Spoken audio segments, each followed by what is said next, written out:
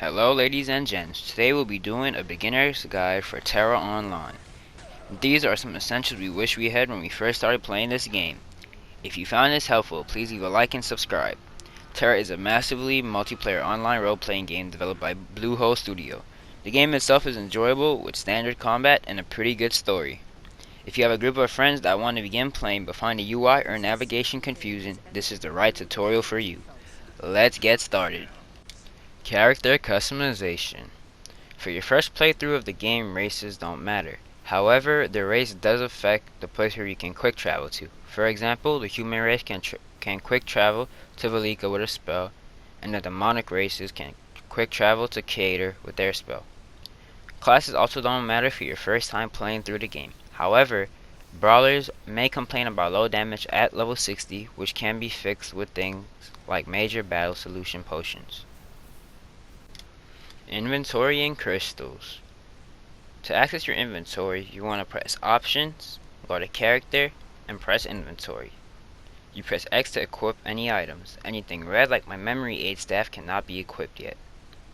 Crystals add buffs to your armor, making it better with passive effects like speed or combat effects like increased damage. To equip a crystal, go to the Crystal tab and press X. If you want to unequip a crystal, you can go to the D-pad and go over to the equipment, press triangle, and press X again to unequip it. If your inventory is ever full, you can go to a vendor and sell unwanted equipment, or you can destroy them. I recommend that you sell your equipment to gain in-game currency like gold, silver, and bronze. As you level up, you can go to a banker vendor and buy more inventory space. The banker looks like this. You go up to the banker and press expand inventory. Basic navigation and quests. If you look on the top right of your screen, you can see a transparent minimap. The minimap shows locations of things like vendors and teleportals. Next to it, you can see all the current effects on your character. On the top right of your minimap, you can see your server and its population, and you can see your location. If you press the touchpad, you can see a bigger transparent minimap. Here you can press R2 and L2 to adjust your camera angle. You can press square to see an even bigger world map.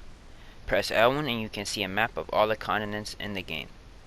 You can use this map to find quests that are far away from you. Quests that require you to talk or interact with an NPC normally have this question mark on the map. Go to the question mark and you'll find the thing you're looking for. As you can see, this NPC has a red question. Once you find an NPC with a question mark above their head, you can continue with your quest. Some quests like this one give you a teleport scroll that require you to use it to continue the quest. For collection quests like these, go on the mini-map and you'll find a blue circle that displays the zone marker. If you ever get lost, I recommend you press the touchpad, circle, and press X on the quest you are lost at.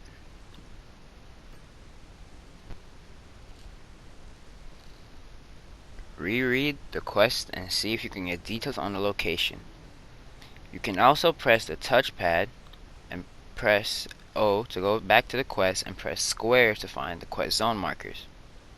You can press L1 to make them at small scale to try to find yourself in comparison to where the quest is. Navigation in this game can be confusing.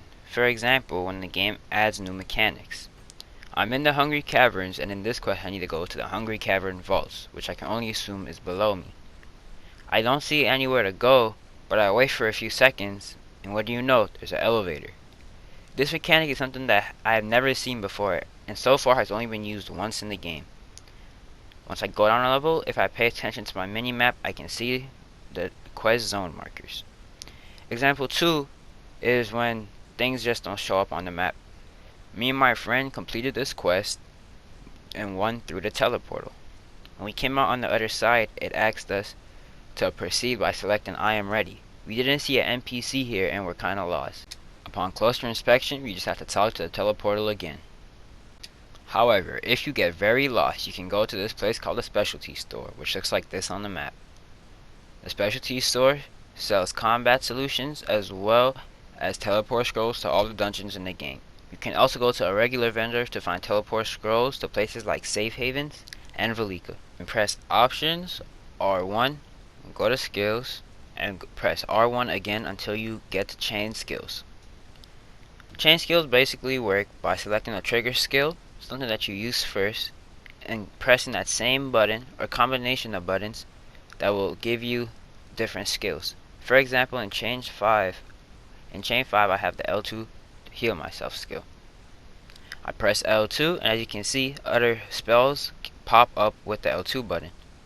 It's important that you take into account the cooldown and cast time of the spell, because unless you have another spell in the ore box, as you can see here, when I go over to chain skills, you can see next to the spell is the ore box. Unless you have a slower cooldown spell, a faster cooldown spell I should say, the chain will be ruined. You can add skills by pressing chain skill, whatever it is, 1 or 2, and selecting the skill you want. In Masse Points. Masse Points are used to buy things in the TERA store. You can get them by buying them in real money, or you can collect 500 if you purchase the free Valkyrie pack for PS Plus members.